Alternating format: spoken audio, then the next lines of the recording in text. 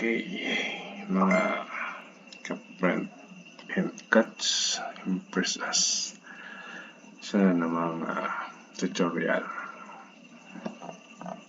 Blender. Isang letter lang. Okay, object mode. Shift A. Type tayo ng text. Tapos edit mode, tab, backspace, shift L, ayan, shift L. Pagkatapos pilit tayo ng tab,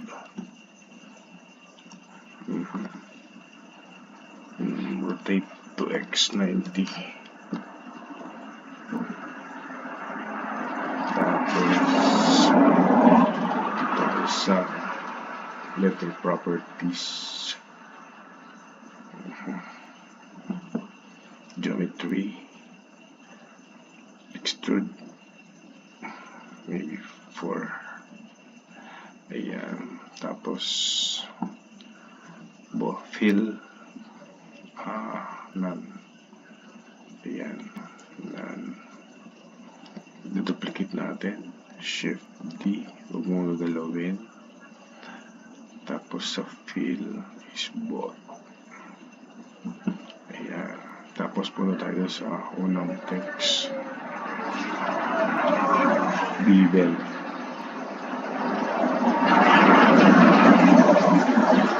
Ano po ang unang letra na dun sa mga ngayon pa lang gagawa ng blender, gagamit ng blender ka o kaya lagyan natin ng kulay. Yan, kulay, siyempre yung A. Lagyan natin ng properties, material, new, color, blue.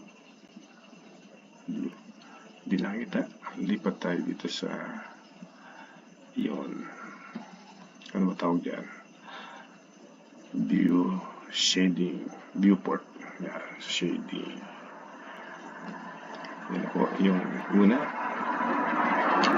Saka na tayo sa ibang mga part na to. Ito muna.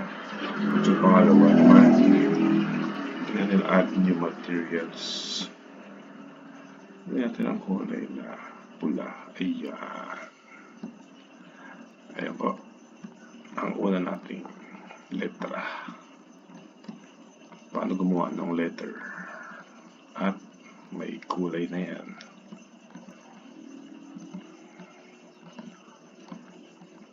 Thank you po. Subscribe, like, and share.